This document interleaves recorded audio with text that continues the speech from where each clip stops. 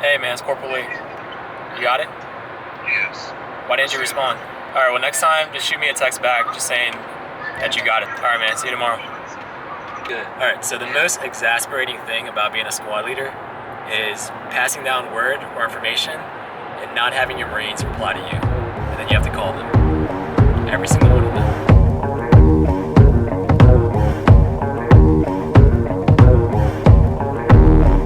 Human beings in a mob. What's a mob to a king? What's a king to a guy? In this video I'm going to do a day in the life, well I guess a weekend in the life of a drilling Marine reservist. It is Friday, just checked into the hotel. So this drill is Saturday, Sunday. And if you're a 50 miler, meaning if you live 50 miles or more from the reserves unit, you rate a hotel. So at the hotel now, carpooled with a bunch of Marines that live near me. So about to go to sleep. Formation is at 06, so that means I have to get up around 4:45. I'll see you guys then.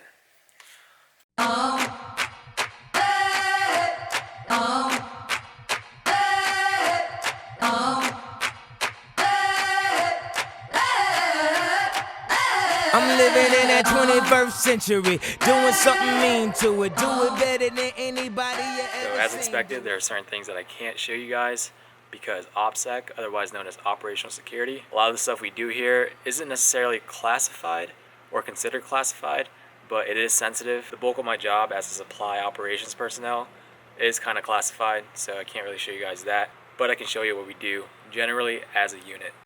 The one that they use now. The sniper rifle from World War II. I don't know. Wasn't it just It's like the Springfield 1903? So one of the things we have going on this drill, as you guys can hear, is a change of command ceremony for a sergeant major of the battalion. Pretty sure. So a lot of higher ups on deck.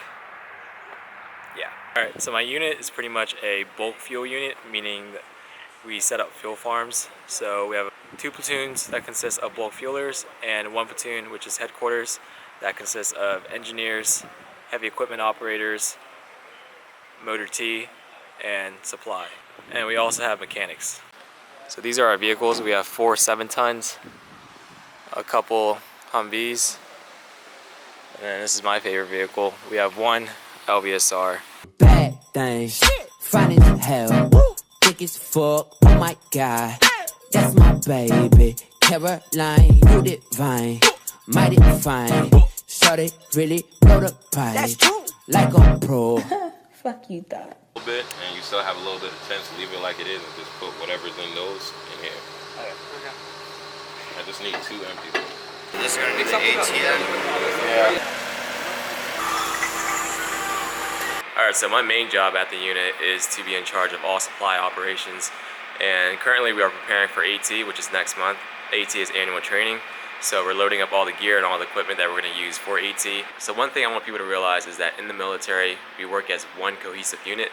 So right now I have my supply Marines getting help from the heavy equipment operators, moving all the heavy stuff, and the bulk fuel Marines helping out with loading the gear into the quad cons, so that in the end I can take inventory and accountability of all the items. I just have to know for work. I've already talked to... So you can't go on Advon, but you can go for main body. Yeah. And do you have a preference if they ask?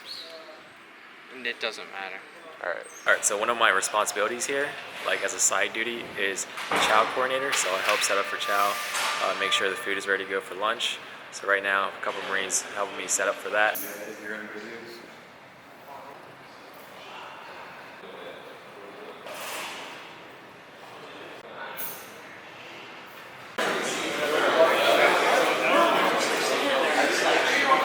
One of the many things that differentiates us Marines from the other branches, Army, Navy, Air Force, Coast Guard, is when it comes to chow or food, is the fact that we let our lower ranking personnel, privates, private first class, lance corporals, we let them eat first before the senior leaders do. And that really is a microcosm of our leadership style and principles and traits. We as Marines take care of our own and make sure that the needs of our Marines are tended to before we tend to our own needs. And I think that is what a true leader does or should do. I work in the corporate environment where it is very uncommon for senior leaders to defer their own benefits for their junior employees, but in the Marines, that's just something that we do. I know. Okay. I'm still gonna have Staff Sergeant Fritter look over it one last time. Like I was saying, in headquarters we have a variety of different MOSs, and one of the MOSs that we have in headquarters is Motor T. And to represent Motor T, I have Sergeant Beck with me. Sergeant Beck is getting out today, right? Yeah. Yeah, you're checking out. He's been in for 6 years. He actually deployed to, was it Afghanistan? So he has a lot of experience. So I'm a motor transport operator as my primary MOS, and since I'm a sergeant, I am the operations logistics chief and the maintenance shop chief. Handle all transport logistics. So we say we go to the field to go to training. I get a roster, an inventory sheet, and I coordinate how everything gets there, how everything gets loaded, taking all the gear out there, how we move everybody around to the different training sites. Anything that needs to be moved by a truck, I basically cover. So another MOS we have in headquarters is heavy equipment mechanic. We have Corporal Petticone. Heavy equipment mechanic and also the hazmat NCO, so oversee, supervise, train, and do whatever's necessary hazmat wise, keeping up the maintenance bay, making sure we have quad cons full. New but your shoes. Sunday morning, praise the Lord. You the girl that Jesus has been saving me for. So let's savor this moment and take it to the floor. Black excellence, truly yours.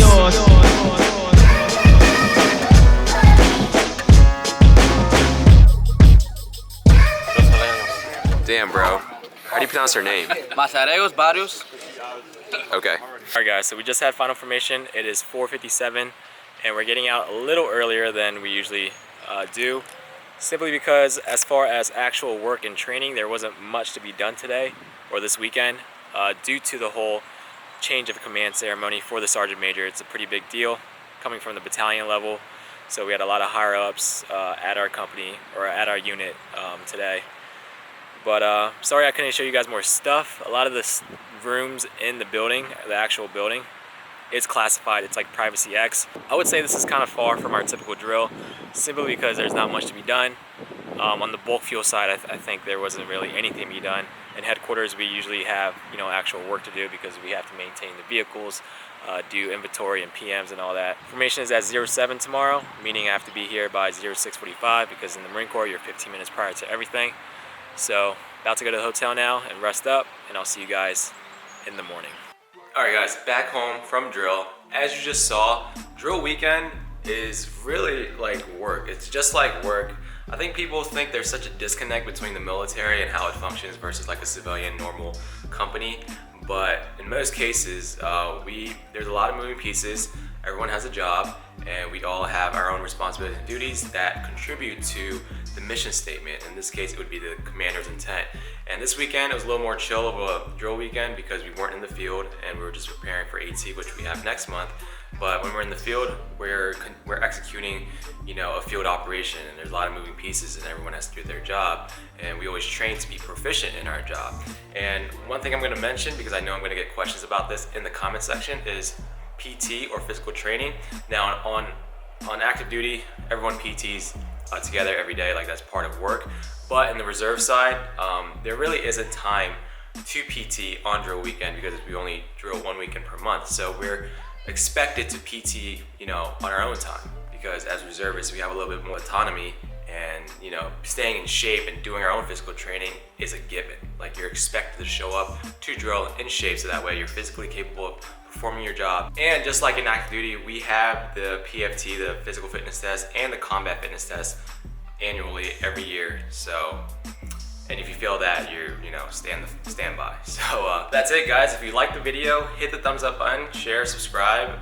If you guys check out my channel, I have other videos relating to the Marine Corps Reserves, so check that out if you're interested. Thanks so much for watching. If you have any comments, comment down below. I'm really trying to build a community on my channel where we can all engage, share our experience and our knowledge, so please do that. I'll see you guys in the next one.